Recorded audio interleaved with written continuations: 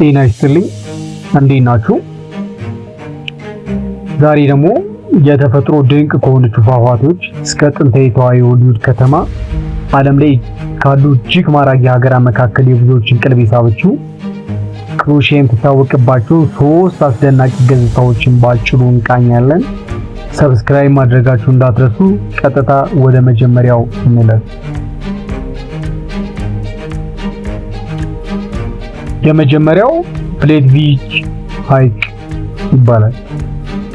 ይህ ቦታ በዩኔስኮ የዓለም ተፈጥሮ ቅርስ ሆኖ የተመዘገበ ሲሆን እርስ በርስ በፏፏቴዎቹ የተያያዙ 16 የሚያብረቀርቁ ሐይቆች ይገኛሉ። የሐይቆቹ ውሃ እንደ ማዕድናቱና እንደ ፀሐይ ብርሃን ሁኔታ ቀለሙን ከአረንጓዴ ወደ ሰማያዊ፣ ከሰማያዊ ደግሞ ወደ አመዳማ ይለዋወጣሉ። በተፈጥሮ አረንጓዴ ደንና በእንጨት በተሰሩ ድልድዮች ላይ እየተራመዱ ይህንን ቦታ በመጎብኘት በህይወት ውስጥ ከሚያጋጥሙ እጅግ ማራኪ ገጠመኞች አንዱ ነው። ይህ በጣም በነገራችን ላይ ውበቱ አስደናቂ የሆነ ቦታ ነው። በጣም ማለት ለአእምሮ የሚስብ እጅግ አስደናቂ የሆነ ለአእምሮ እረፍት የሚሰጥ ከተጨናነቁበት ነገር የሚፈታ እጅግ አስደናቂ ቦታ ነው። በነገራችን ላይ ይህ ቦታ እንደምታዩት በጣም ውብ ነው። በሁለተኛ ደግሞ የምንመለከተው ዱብሮቭኒክ የሚባለው ነው። ዱብሮቭኒክ በ16ኛው ክፍለ ዘመን የተገነቡ ግዙፍ የድንጋይ ግንቦች የተከበበች ጥንታዊ ከተማ ናት።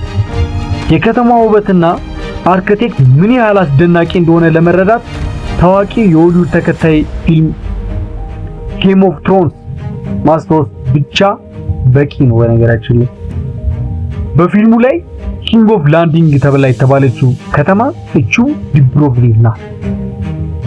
ከግንቡ አናት ላይ ሆኖ ሰማያዊውን ባህርና የቀይ ጣሪያ ያላቸውን ቤቶች መመልከት ልዩ ስሜት ይሰጣል። አይምሮን ያድሳል። ውብ ነው። ገነት ነው። ባጭሩ ገነት ነው። ያምራል። በሶስተኛ ደግሞ ሃቫር አይስላንድ በአድሪያቲክ ባህር ላይ የሚገኙ ከመቶዎች በላይ ደሴቶች መካከል ሃቫር እጅግ ታዋቂ ናት።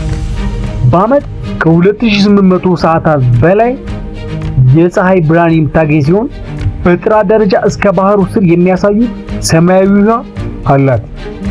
እቺ ደሴት በዓለም አቀፍ ደረጃ የሀብታሞችና የቱሪስቶች መዝናኛ ገነት በመሆን ትታወቃለች።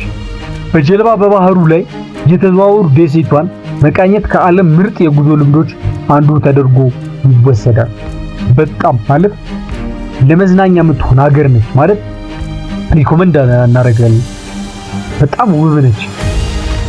ልዝናና ብላችሁ ከሄዳችሁ ክሩሺያ ሄዱ። ማየት ማመን ነው። በጣም ነው የምታምረው። ገነት በሏት። ውብ ነች። አይምሮን ያድሳል፣ መንፈስን ያድሳል፣ አዲስ ሰው ያድርጋል። ተፈጥሮ ምን ያህል ድንቅ ስትሆን እንዴት እንደምታምር። ከነዚህ የተመቻችሁ የትኛው ነው? አስደናቂ ናቸው አይደለ? ከተመቻችሁ ላይክ አድርጉት። በነገራችን ላይ ሐሳብ ካላችሁ ኮሜንት ላይ ጻፉ።